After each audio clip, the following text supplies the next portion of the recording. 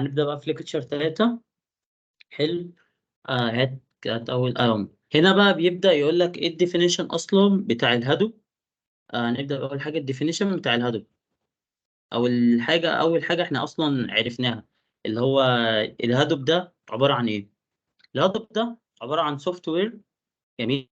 نبدا ديستريبيوتد بروسيسنج. يعني ايه اصلا؟ هو اصلا الهادوب ده اختصار لايه؟ المفروض احنا كنا عارفينه. الهادوب ده اختصار هادوب ديستريبيوتد الاتش دي اف اس، يعني اختصار الهادوب ديستريبيوتد فايل سيستم. دي معناها ايه؟ نفس الكلام. الهادوب هو بيشتغل على بيبدا يجيب الداتا.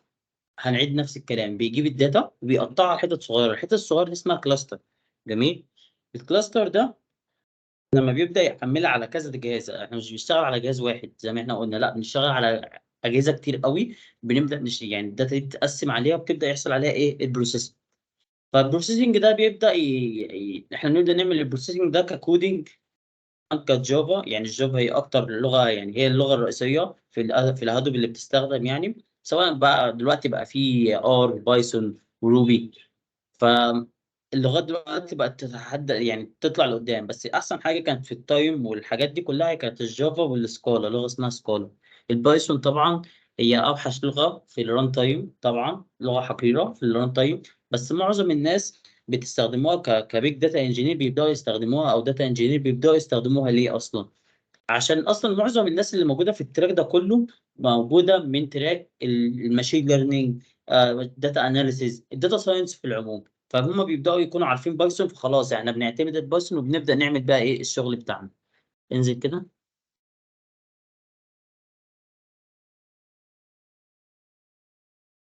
في هنا بقى هادوب 2 ده بيقول لك هو فريم ورك. وعندنا الماب ريديوس واليارين والاتش دي اف اس. هنبدا نقارن ما بين الثلاثه كده سريعا يعني. اول حاجه الماب ريديوس، هو وظيفته زي ما احنا قلنا، اللي هو قلنا في الليكتشر اللي فات، اللي هو ايه؟ بيعمل بروسيسنج على الايه، على البيج داتا الكبيره، من خلال اللي هو بيبدا ايه، يكسرها لكلاستر ويبدا يتعامل معاه. الماب ريديوس ده بيبدا يعمل القصه دي كلها من خلال مرحلتين. ايه هما المرحلتين؟ مرحله اسمها المابر، مرحله اسمها الريديوس. جميل. المرحله دي الماب دي معناها ايه؟ اللي هو الداتا بتخش لك من كذا سورس. بيبدا يقسم الداتا دي قطع صغيره كده، يحطها في بلوك مثلا. لو عدد بيبدا يقسمها لثلاث بلوكات مثلا يعني. والثلاث بلوكات دول بيبدا يعمل عليهم البروسيسنج، وبيبدا يشوف ايه الداتا اللي شبه بعض، وبيبدا ايه يتعامل معاها. وفي الاخر بيجمعهم تاني. اول ما تسمع مرحله تجميع، اصلا كلمه ريديوس معناها ايه؟ ريديوس اللي هي تجمع يعني، يعتبر دي مرحله الريديوس. بيبدا يجمع الداتا، بيعمل لها خلاص بقى، يكون عمل لها كليننج وعارف الحاجات المتشابهه وبتاع، وبيبدا يطلع لك اوتبوت في الاخر. دي حته الماب ريديوس ده الفرق يعني. اما حته اليارن ده اصلا اختصار لايه؟ زي ما احنا قلنا في الليكتشر اللي فات، اللي هي يد انذر ريسورسز نيجاتيتور. ده بيعمل ايه؟ مؤاخذه. اليارن ده هو عباره عن، تقدر نقول عليه ريسورسز نيجاتيتور، اللي هو نظام لاداره الموارد. وبيعمل جدول كده، تقدر تقول عليه جدول مهام. بيبدا يحط عليه الداتا عليه، ويبدا يعمل عليها البروسيسنج بتاعته. وظيفته ان هو بيبدا اليارن بيفصل ما بين الريسورسز نيجاتيتور، اللي هي اداره الموارد اقصد، وايه، والجدول اللي هو بيعمله، اللي هو بتاع الماب ريديوس والماب والريديوس، يعني الواحده بيفصل ما بين الاثنين. جميل. بيعمل كده من خلال ايه؟ اللي هو زي ما قلت بيقسم الداتا على كذا جهاز. ده كده دي حته اليارن. اما حته ال HDFS اللي هي الهادوب ديستريبيوتد فايل سيستم. دي بيعمل ايه؟ هو ده نظام اصلا. زي ما كانوا بيقولوا ده نظام، زي ما الكتاب قال، ال HDFS is primary used for data storage. هو بيلعب على حته الداتا ستورج، بيعمل على حته التخزين واداره الملفات.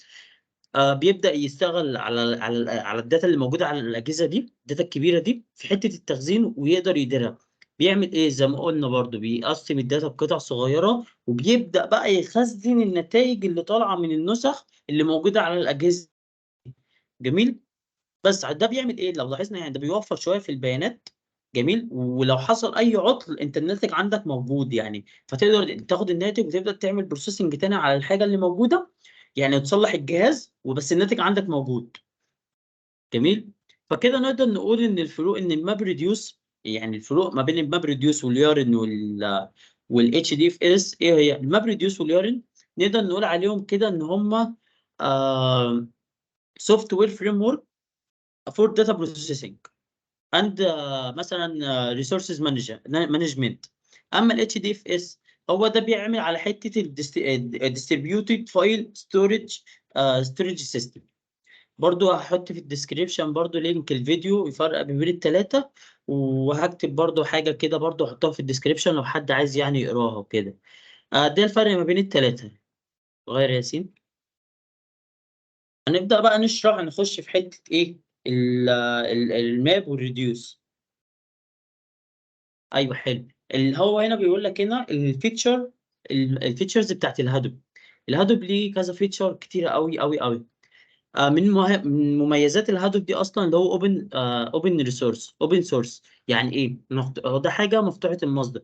يعني انت مثلا لو عندك يعني لو انت عايز مثلا تعمل بروجكت معين لحاجه معينه، فانت عندك البروجكت ده بيبقى ليه حاجات يعني تقدر تقول عليها ان اللي بيطوروا الديفلوبر لما بيجي يستخدموا الهدوب ده بيلاقوا ريسورسز كتيره قوي يقدر يستخدموها، وبيلاقوا الحاجات بتاعت العمل، يعني الحاجات اللي هم عايزينها بيلاقوها، يعني مش حاجه منقرضه وما نعرفش نتعامل معاها، لا الحاجه دي موجوده ونقدر نتعامل معاها. وهو كمان الهدوب ده من حاجه من اهم المميزات اللي فيه اللي هو distributed processing. ده معناها ايه؟ ان هو بيوزع الداتا على بشكل كويس، وبيقسمها بشكل كويس على كذا جهاز ليه، عشان والمعالجه البروسيس بتاعتها بتبقى في وقت واحد يعني. ده بيزيد من ايه؟ ده بيزيد من سرعه البروسيسنج. جميل جميل. وبيسمح ان انت تتعامل مع داتا اكبر واكبر في حته ايه، في حته البيج داتا. برضو في حته كان اسمها ايه، في فلورنسي دي اللي هي ايه، انا جاهل في الانجليزي يا جدعان فانا بقراها ايه على قد يعني. لو انت عندك مثلا مشكله في الاجهزه، انت زي ما هو عرفت ان انت الداتا الكبيره دي بتحطها على كذا جهاز. لو حصل مشكله في الجهاز، في جهاز واحد من الاجهزه او كذا جهاز من الاجهزه، ايه اللي بيحصل؟ هو بيبدا ايه، بيحل المشكله دي بسهوله جدا من خلال ايه، اللي هو بينسخ الملفات او الداتا في مكان تاني على ملفات اخرى يعني، فانت بتعرف تاخدها بشكل احسن. وبيقدر ايه يستعد مع يعني بيعالج نفسه بسرعه قوي. في حته الريلابيليتي اللي هو الحاجه اللي انت بتخزنها دي موثوقه منها، يعني زي ما انت عرفت اللي هو ايه، لما الداتا لو الجهاز باظ، لو في الحته اللي قبل دي لو الجهاز باظ فانت هتعرف تاخد الداتا تاني، يعني مش هتتسوح من الاخر، فالحاجه دي انت موثوق منها. الهاي افيلابيلتي اللي هو التوفر العالي، اللي انت عندك مثلا الهدوب مثلا تقدر تقول لو في عطل في الجهاز، جميل، انت بتقدر تروح توصل للبيانات دي من خلال طريق تاني. يعني ما بيكونش قدامك اول ما خلاص الداتا، اول ما الجهاز باظ فالداتا تضيع، فانت خلاص الداتا بتاعتك ضاعت مش هتعرف توصل لها، لا انت بتعرف توصل لها بس عن طريق اي حاجات تانية يعني. في حاجه اسكابيليتي، الاسكابيليتي اللي هو انت بتعرف زي ما احنا قلنا ان انت بتوزع الداتا بشكل كبير قوي. ليه؟ عشان انت بتقعد تجيب لها اجهزه كتير، كل ما انت بيزيد عندك الداتا كل ما بتكسرها اكتر، وبتجيب اجهزه اكتر وتشتغل عليها. في حته الاقتصاد، الايكونوميك انت بتعمل ايه؟ زي ما انت برضو عرفت ان انت عندك الهدوب، انت عندك الاجهزه بتاعتك مش مكلفه يعني للدرجه دي. ليه؟ عشان انت البروسيس بتاعتك او البروسيس انت بتقوم بيها مش لازم تكون اجهزه هاي ليفل يعني وتبدا تتعامل معاها، لا هو جهاز عادي تقدر تعمل عليه بروسيسنج وتطلع الريزلت اللي انت عايزها. ايزي تو يوز دي معناها ايه؟ اللي هو الناس اللي بتتعامل مع الكمبيوتر سهله، مش حاجه صعبه، مش حاجه كومبلكس اكتر، اللي انت تعرف اللي انت مثلا ايرور يجي لك انت مش هتعرف تحله، لا هتعرف تحله. واما حته الداتا لوكاليتي ده معناها ايه؟ مؤاخذه. اللي هو انت لو عندك مثلا آه لو انت عندك مثلا الجوريزم معين، بتعمل ايه؟ تبدا تشتغل على الالجوريزم ده على الداتا، يعني من ريسورس واحده بس. فانت بتعمل ايه؟ مثلا انت عندك الالجوريزم اللي انت شغال عليه. انت بتبدا تكتب الالجوريزم بتاعك، هو بيبدا يعمل ايه بروسيس على الداتا. فهو لوحده انت ايه، ده تلاقيه بيقلل شويه من حركه البيانات في الشبكه، بس بيزيد بيزيد من كفاءه من الكفاءه في البروسيس بتاعت البيانات. يعني انت لما بتكتب الكود الالجوريزم بتاع الداتا لوكاليتي دي، تبدا انت يعني نقل البيانات بيقل شويه السرعه يعني، بس البروسيس بتاعتها بتزيد قوي. تاني عشان لو ما حدش كان فاهمها يعني، الداتا لوكاليتي بتعمل ايه؟ هو عباره عن الجوريزم بيتكتب في الماب ريديوس. جميل.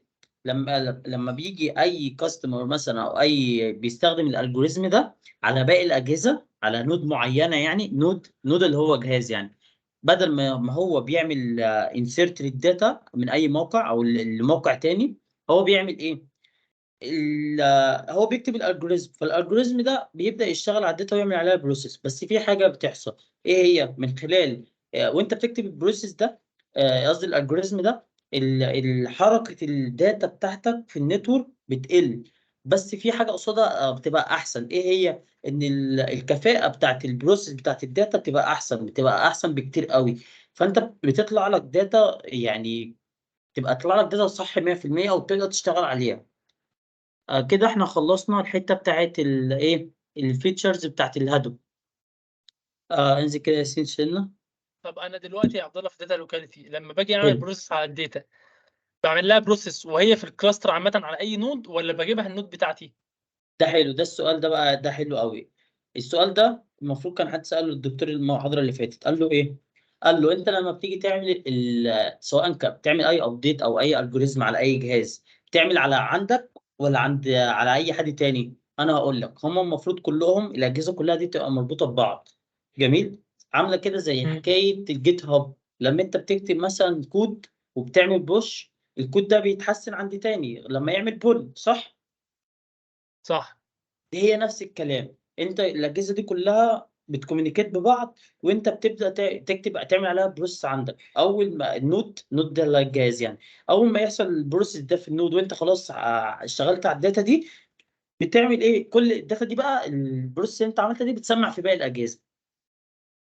بس هي دي كل مم. الفكره، فاي حاجه انت بتعملها بتسمع في باقي الاجهزه، عشان انت طبعا الحاجه اللي انت الداتا دي كلها طبعا مرتبطه ببعض، مش مم. بتبقى عشوائيه يعني. تمام. بس انزل هات السلايد ده.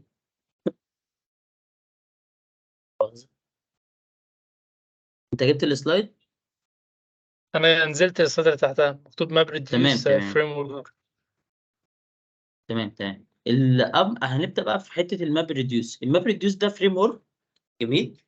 الفريم ورك ده بيبقى عباره عن اربع حاجات، يعني كي وفاليو. يعني هو بيتقسم لحاجتين، يا اما ماب يا اما ريديوس. احنا بنشتغل على الداتا بتاعتنا على حاجتين، يا اما ماب يا اما ريديوس. بيعمل ايه الاثنين دول؟ الاثنين دول بيبقى فيهم كي وفاليو. يعني ايه كي وفاليو؟ بيبقى فيه انبوت كي وانبوت فاليو.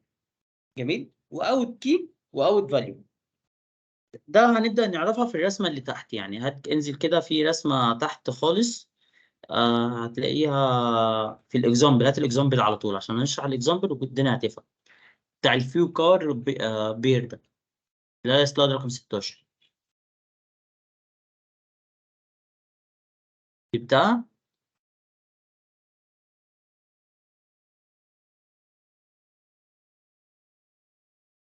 ده هنا بيعمل ايه الاكزامبل ده؟ انت عندك الاول حاجه الانبوت بتاعك اللي دخل. احنا زي ما قلنا على فكرة تعريف الماب. تعريف الماب معناها ايه؟ احنا بنجيب الداتا، بتبدأ ساعتها بيحصل لها سبليت. يعني ايه سبليت؟ الداتا بتبدأ تتكسر ونبدأ نقسمها. اما الريديوس ده بيعمل حاجة اسمها شيلف. الشيلف ده اللي هو بنجمع في الاخر، ده التجميع اللي بتحصل. جميل. فاحنا بنعمل ايه؟ عندنا اول حاجه الداتا اللي داخلنا، يعني دي داتا صغيره طبعا، اللي هي فو وكار وبير. وبعد كده في حاجه تانية فو و اي ار، وفو تاني وكار وبير. هو بدأ يعمل ايه؟ بدأ يعمل سبليت للريكورد ده او البلوك ده كله. بقى يعمل ايه؟ قال لك الفو اللي هي الكلمه، والكار كلمه، والبير كلمه اللي هي في اول سطر، وبدا يقول لك هي اتكررت كام مره في السطر ده، دي نقول عليها فاليو او اندكس، تقدر تقول عليها كده الفاليو اللي هي القيمه اللي اتكررت. فانت عندك الفو اتكررت كام مره؟ مره واحده بس. الكار اتكررت كام مره؟ مره واحده بس. والبير مره واحده برضه. طب تعالى تاني كده، في تاني ريكورد موجود الفو والاي اي ار والفو دي اتكررت مره نفس الكلام. هو كده معناه ان هو عمل سبليت للداتا. جميل جميل. ده مثال الكومبير، يعني ده مثال الكومبير. احنا نشيل حته الكومبير دي دلوقتي ونبدا نتكلم عليها بعدين، او نخش حتى في المثال اللي تحتيه احسن يعني. هات المثال اللي تحتيه من غير الكومبير. اه ده من غير كومبير. ده زي المثال اللي فوق بالظبط، بس على اي بي ار. هو بدأ ياخد الانبوت اي بي ار وسي سي ار واي سي بي. ده بدأ يعمل ايه؟ خد نفس الكلام، قسم الداتا بتاعتنا دي الاي بي ار عاديه خالص، قسم البلوك بتاعنا لريكوردات صغيره. جميل. بعد كده عملها ماب. عمل ايه؟ بدأ يحط للماب ده، زي ما احنا قلنا الماب ليه كي وليه فاليو. الكي بتاعتنا اللي هي الاي والبي والار. اما قيمه الفاليو اللي هي يقصد الحرف ده اتكرر في الريكورد ده كم مره. فكده معنى ان الاي اتكررت مره والبي اتكررت مره والار اتكررت مره. جميل. والسي ار دي برضو نفس الكلام. دي الفاليو وايه والواحد والحاجات اللي هي التكرار اسمها قصدي الاي والسي سي ار دي الكي. والواحد وواحد وواحد دي معناها ايه؟ قيمه الفاليو او قيمه الحاجه اللي اتكررت في الايه في الريكورد بتاعك. جميل. طب ما انت هتقول لي انا السي سي ار دي عندي مكتوب هنا واحد واحد واحد، مش معنى ما كانتش يعني على السي 2. انا هقول لك دلوقتي ليه. احنا دلوقتي بعد ما عملنا الماب فيز دي، هنخش في حته ايه؟ الشيلف. هنبدا نسورت. يعني ايه نسورت؟ هنجيب كل الاي مع بعض وكل البي مع بعض وكل الار مع بعض وكل السي مع بعض، ونبدا نحسبهم في الاخر. فاحنا عندنا جمعنا الايه، يعني الايه من البلوك الاول ايه واحد، خدناها الايه الايه الكي والفاليو بتاعتنا، وخدنا القيمه الثانيه. جميل. ونفس الكلام في البي ونفس الكلام في السي ونفس الكلام في الار. فاحنا كده معناها عرفنا ايه؟ احنا كده عرفنا ان الايه كانت موجوده في البلوك ده والبلوك ده مره ومره. جميل. وفي الاخر بقى هنعمل عمليه ايه؟ الريديوس معناها هنعمل ايه؟ هنجمع الاي مع بعض والبي مع بعض والسي مع بعض والار مع بعض. فاحنا كده عندك الاي كام مره؟ 2. والسي والبي 2 والسي قصدي والبي 2 والسي 3 والار 2. كده معناها ان الاي اتكررت مرتين والبي اتكررت مرتين والسي اتكررت 3 مرات والار اتكررت مرتين. طب ايه لازمه اللي انا عملته ده كله؟ يعني ليه انا بعمل كده ليه؟ احنا لو لاحظنا اللي احنا الداتا بتاعتنا الكبيره قوي قوي قوي قوي دي، احنا مش بنتعامل مع اي بي سي والحاجات دي، لا بنتعامل مع بيج داتا. كسرناها لحتت. لما كسرناها لحتت عرفنا نتعامل معاها بشكل اسرع، وفهمنا الداتا بشكل اسرع. فحته السرعه دي كده كده كانت لازم تطلع مهمه قوي. عرفنا الحاجات المتكرره بسهوله جدا، وعرفنا نجمعها ونعرف مكانها فين بالظبط. جميل. يعني دي بتعمل ايه؟ بتسرع لك البروسيس، بتقلل لك من المساحه قوي. ليه؟ عشان انت بتجمع كل الحاجات المتكرره وبتخلي وبتبقى خلاص هي مره واحده. يعني مثلا مثال، لما انت بتيجي تسرش في كتاب وكتبت مثلا كلمه ماب، مش بيجي لك الماب دي اتكررت 1050 مرة مثلا؟ 1050 مرة هتلاقي مثلا منهم 600 مرة اتكررت الماب دي في صفحة في كذا في كذا صفحة يعني. يعني مثلا الماب اتكررت في الصفحة يجي 5 7 مرات. فأنت بدل ما بيقول لك الماب دي متكررة في الصفحة 5 7 مرات، هي متكررة مرة واحدة وبيبدأ يعلم لك عليها بس. جميل. فهو كده قلل لك في الوقت وقلل لك في المساحة ونضف لك الداتا بشكل كويس قوي. دي كل فكره ايه؟ الماب والريديوس. الماب بنبدا نعمل سبليت للداتا وبنديها كيو فاليو. وحته الريديوس نفس الكلام، بنجمع الكيو والفاليو بتوعنا في الاخر. في حاجه مش مفهومه في النقطه دي؟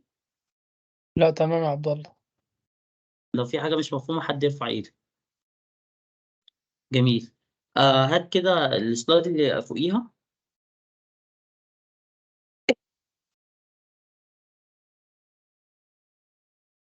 جبتها. اه فهم بقى لما عرفوا ان الحاجه دي خلاص بقى الحاجات دي بتبقى سريعه وكده، فهم عايزين برضو يوصلوا لسرعه اكتر واكتر. فطلعوا لك فانكشن اسمها كومبير. دي بتعمل ايه؟ دي بيقول لك بعد ما بتعمل الماب فيز بنحط لك فانكشن كومبين. دي بتعمل ايه؟ بتقول لك اللي انت عندك هنا مثلا يعني انت شفت الفو كار بير. انت عندك الفو زي ما احنا قلنا بنعمل سبليت، الفو متكرره مره والكار متكرره مره والبير متكرره مره. بعد كده قال لك فو اي ار فو. جميل. الكومبين ماشي. دي بتعمل ايه؟ فانت عندك الكومبين، عندك هنا اول حاجه بقى الكومبين بقى او بيبقى عباره عن ايه؟ اول حاجه ما حصلش حاجه. طب تيجي تعالى نبص كده على تاني بلوك او تاني ريكورد. ده بيبقى ايه؟ جمع لك الفو والفو مع بعض وقال لك دول هيبقوا اتنين. ما احنا كنا هناك لا ما بنعملش كده، احنا كنا بنقسمه من اول الكلام عادي للكي لوحدها، وبعد كده بنحط الفاليو معاه اللي هي الايه الواحد وواحد وواحد دي. جميل. فهو راح جمعهم لك، فهو كده بيتهيأ له ان ايه ان اللي كده هو بيقلل في الوقت. ليه؟ عشان هو خلاص جمع الحاجات المتكرره بدري بدري.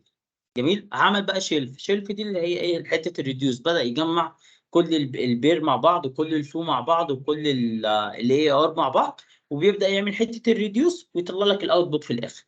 بس هي نفس الحاجات، بس الكومبين اللي حصلت في الاخر اللي هو ايه جمع لك الحاجات المتكرره قبل عمليه ايه قبل عمليه الماب ريديوس، يعني الماب فيز اقصد. بس هي دي كل الفكره. حاجه مش واضحه في دي. زي الفل يا معلم. زي الفل كده. فلو جينا طلعنا فوق شويه بقى، هات كده من اول بقى الماب ريديوس فريم ورك.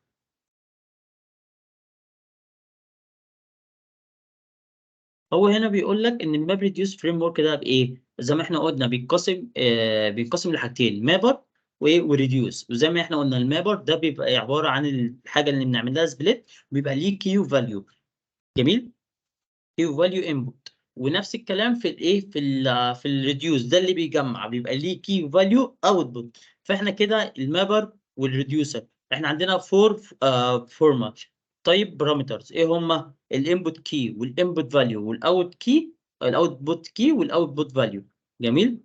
اما في حته انزل كده يا سين سنه، قال لك بقى في حته ايه الماب ريديوس، انت لما بتيجي ده سيمبل سمول اقصد بروجرام. ده بيسهل عليك عمليه البروسيس وما بتكونش صعبه. وفي الاخر انت عندك البرودكت جروب ده عندك هم اتنين بير، لا كي لا فاليو.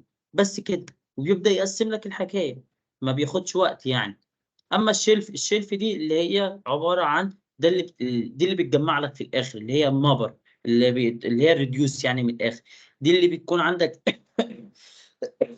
بتكون عندك ال جبت الشلف؟ لا هات الشلف. جبتها. لحظة. سلايد كام؟ سلايد رقم 11. اي.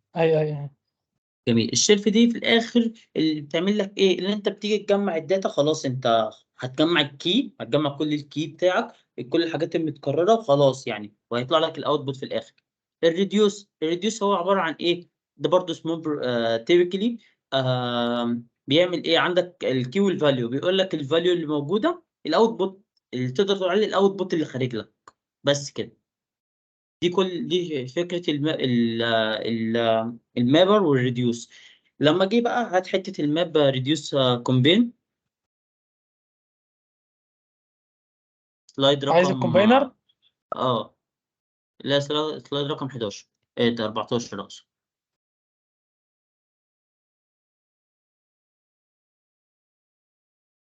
جبتها.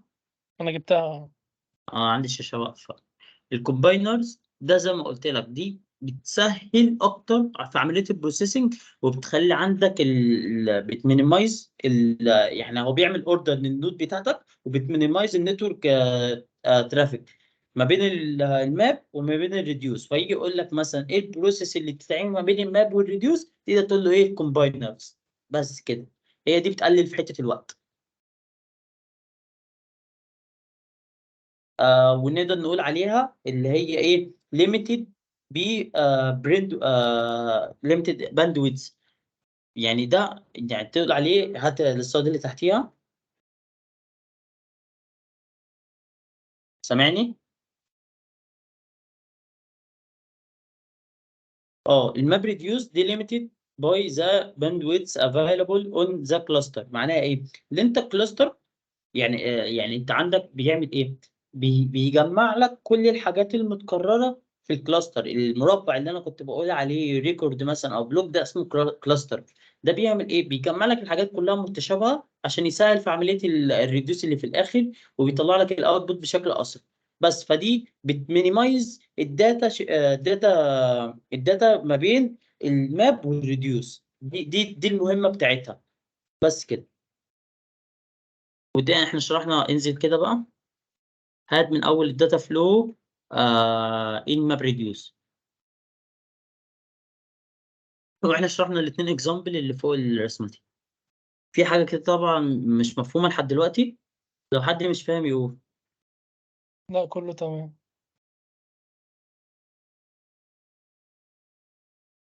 حلو. انت عندك السلايد شغاله يعني بتنزل؟ انا جبت السلايد اللي هي بتاعت الداتا طب هي فلو. شغاله عندكم برضو؟ محدش حد بيرد طبعا. تمام عادي. لا تمام لا تمام. تمام شغال. هي بتتاخر عندنا شويه، بس انا شايف يعني فتحت السلايد عندي. حته الداتا فلو بقى، الماب ريديوس يعني ايه اصلا داتا فلو؟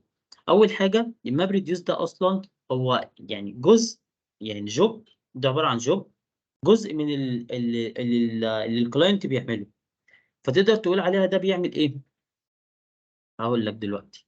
ريديوس ده احنا دي بتبقى عباره اصلا عن ايه؟ زي ما يعني انا كنت بقول اللي احنا الماب ريديوس وظيفته اللي هو بيتقسم الداتا. هي دي بقى جوب، يعني الماب والريديوس دي جوب دي تاسك معينه الماب ريديوس في العموم بيبدا يعملها. جميل.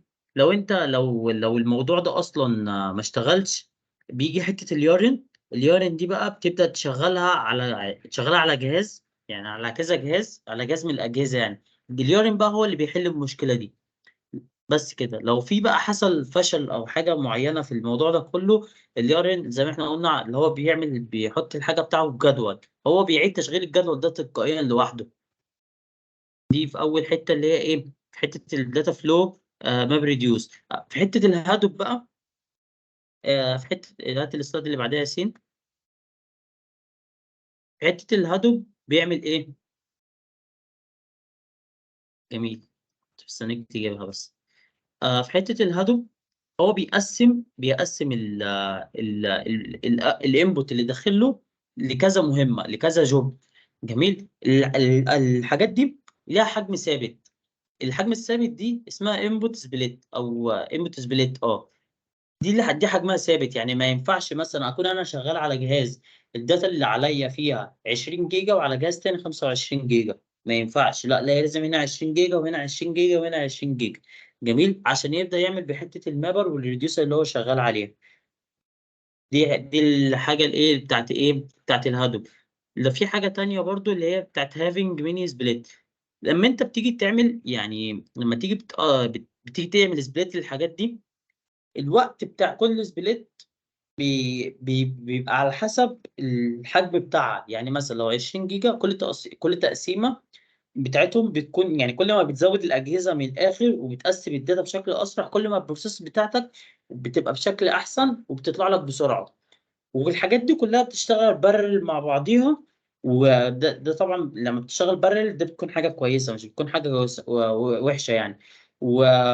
وبتكون عندها قدره اللي هي تبقى سريعه جدا، واللي هي بتعالج نفسها. يعني لو حصل اي خطأ او حاجه ايرور بيحصل، هي بتعالج نفسها بنفسها بسرعه قوي. جميل. ده طبعا على اجهزه، يعني حتى لو الجهاز ده بطيء، هي كده يعني. هي دي طبيعتها اللي هي بتعالج نفسها بنفسها، وان هي كمان بتشتغل بشكل اسرع.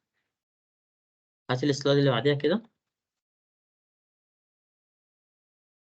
هنا بيقول لنا ان الماشين بتاعتنا، لو الاجهزه حتى مش لو الاجهزه متطابقه يعني، او حصل عن جزء من الايرور او فصل، حاجه يعني فصلت في اي جهاز. لو في جهاز فصل، الجهاز التاني بيفضل شغال زي ما هو في نفس الوقت اللي الجهاز التاني ده الريزلت بتاعته لسه موجودة يعني. فده بيبقى يكون في حتة البالانس، الحاجات كلها بالانس، والداتا بتاعتك مش بتضيع. فانت عندك كده الدقة بتاعتك في الداتا اللي بتطلع لك بتكون كويسة. يعني مش معنى ان الجهاز حصل فيه ايرور يطلع لك داتا مش شغالة، او الريزلت اللي بتطلع لك مش شغالة. لا بالعكس، الداتا بتطلع لك كويسة وبتكون زي ما كأنه ما حصلش اي حاجة بالظبط. برضه بيقول لك لو في لو في سبليت، لو السبليت دي سمول، التكلفه بتاعتها بتكون قليله خالص وما بتكونش كبيره. والوقت يعني حجم الداتا بتاعتك على ال HDFS هو 28 ميجا بايت. يعني ده اللي كان مكتوب في الكتاب. في كتب تانية ما كانتش كده، كانت حاجة تانية يعني. بس اللي مكتوب في الكتاب وفي السلايد بتاعتنا دي كانت 120 ميجا بايت. ده بشكل افتراضي يعني. يعني ده مش هيفرق طبعا حاجة إمكانية الجهاز أو الحاجة اللي هو بيعملها. الجهاز ده مع حالته إيه يعني. بس هي دي كل الفكرة. في حاجة بقى اسمها داتا لوكاليتي. احنا نقدر نشرح الداتا لوكاليتي دي على الرسمه، يعني على التيبل اللي تحت دي. هاتها كده يا ياسين.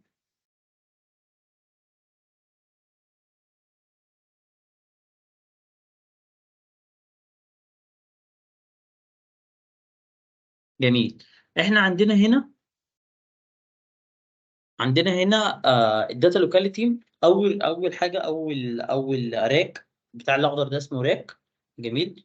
عندنا الاصفر ده الماب تاسك، والاتش دي اف اس ده البلوك، والبتاع اللبني ده كله اسمه داتا سنتر. اول حاجه، اول راك ده اسمه داتا لوكال. داتا لوكال ده معناها ايه؟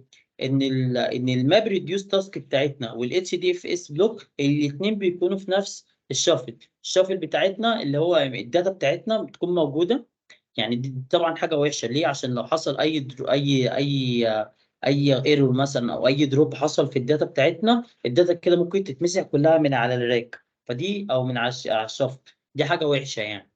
تعال نبص في حاجه تاني في التيبل اللي في النص ده اسمه راك لوكال. الراك لوكال ده بيعمل ايه؟ ده بياخد الحاجات اللي من الدي اف اس. جميل. يحطها في يعني بيحطها في الماب ريديوس عشان يبدا يعمل عليها بروسيسنج. دي حاجه كويسه. ليه؟ عشان هو ساعات بياخد كوبي من الايه من ال من ايه من حته من الداتا بتاعتك. فانت لو حصل معاك اي ايرور او اي حاجه اتمسحت، بتلاقي الداتا بتاعتك موجوده زي ما هي ما اتغيرتش. في حاجه بقى اللي هي تالت واحده، اند اوف راك. راك دي معناها ايه؟ ان الدي اف اس بتاعك بيكون اصلا في راك مختلف، والماب ريديوس بيكون في راك تاني خالص. وبيبداوا الاثنين بيرموا الحاجه لبعض. دي بتكون فيها حته الوقت بتاعتها بتكون طويله شويه. ليه؟ عشان الحاجات دي كلها بتتحرك. فانت ممكن الداتا بتاعتك ما بتكونش يعني عامله زي بوينتر بيشاور على الماب بتاعك. فدي بتاخد وقت في حته اللي انت بتبعت الداتا للراك تاني وبتبدا تعمل عليها بروسيس وبيطلع لك الريزلت.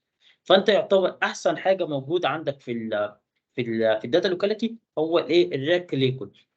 بس في حاجه مش واضحه في الحته دي. لا زي الفل يا معلم. جميل. في هات كده بقى من اول الداتا لوكال نقول الحاجات اللي كانت مكتوبه. جبتها. مم. تمام. آه اول حاجه هو هنا بيقول لنا الهادوب does is best run map text. ماشي. هنا بيقول لنا ان لو انا عندي في حته الهادوب بيعمل ايه؟ بيشغل حته الماب على الكومبلكس داتا. ليه؟ عشان هو النطاق بتاعه يعني تقدر تقول عليه بيشتغل على داتا كبيره. ولما بيجي يشتغل على الداتا الكبيره دي النطاق بتاعه بيستعملها طبعا. بس هو في بعض الاحيان يعني بيشيل بعض من الداتا. فعشان كده احنا شلنا اول واحد اللي هو ايه؟ اللي هو كان اسمه داتا لوكال. فهو ده الكلام هنا بيتكلم على الداتا لوكال. اللي هو ايه؟ ممكن يحصل اي ايرور والداتا دي تتشال واحنا ما نعرفش نرجعها. جميل. وبرده في السلايد، انزل كده في السلايد اللي تحتيها هيجي يقول لك احنا ما ينفعش لما تيجي تقسم الداتا بتاعتك لاتنين بلوك. دي بتبقى حاجه وحشه قوي يعني. ليه؟ عشان دي الداتا بتاعتك ممكن تضيع والسرعه بتاعتها بتقل وممكن ما تعرفش تتعامل معاها. فانت ما يعني اوحش حاجه ان انت تقسم الداتا بتاعتك لحاجتين. بس هي دي كل الفكره من السلايد يعني. ليه؟ عشان ده بيقلل من الكفاءه بتاعتك وسرعه وتشغيل الماب اصلا بتاعها بيكون من المستحيل اصلا ان انت تشغلها عليها. في حته الماب تاسك نفس الكلام. احنا اصلا لو لاحظنا ان احنا على طول عمالين نتكلم عن الماب ماب ماب ماب، مش بنتكلم ليه على الريديوسر. عشان فعلا حته الداتا لوكال ما بتشتغلش غير على الماب. ليه؟ عشان احنا زي ما قلنا ان الماب اللي قصدي الداتا لوكال لازم انت اصلا بتقسم الداتا، وبيبدا يعني الاتش دي اف اس بيجمع على الماب، بيبدا يعمل عليها بروسيس. فاحنا كل اللي بنعمله ده بنعمله عشان نرمي الداتا على الايه، على الماب. بس عشان كده ايه هو اللي ابتدينا نقول ان اللي فعلا الداتا لوكال معموله عشان ايه، عشان حته الماب ريديوس، مش الماب اقصد، مش الريديوس. بس هي دي كل الفكره. هات اخر سلايد. اخر سلايد يا ياسين. حلو. هنا اخر سلايد بقى بيقول ان الريديوسر فعلا مش بيشتغل على الداتا لوكال. ليه؟ عشان الانبوت اللي بيطلع لنا هو سنجل ريديوس، يعني هو في الاخر الانبوت طلع لنا، فهو اصلا يعني نقدر نقول ان ده النتيجه بتاعت البروسيس اللي بتطلع لنا، والبروسيس اللي بتشتغل عليها. يعني انت لما بتيجي تجيب الداتا بترميها على الماب على طول، يعني تجيب الداتا من اتش دي اف اس ترميها على الماب. فعشان كده الداتا لوكال بتكون ايه، بتكون شغاله في الماب. هو ده الكلام اللي احنا قلناه. في حد مش واضح معاه اي حاجه؟ لا تمام كده. تمام كده. لو حد عنده أسئلة في المحاضرة دي أو في المحاضرة اللي فاتت يبعت، وأنا برضو إن شاء الله هحط لينك ديسكريبشن في الديسكريبشن. في برضو شوية نوتس أخدتها من الكتاب، وتقدروا تقروها برضو. يعني لو في حد عنده أي مشكلة يكتب في الكومنتات. شكرا.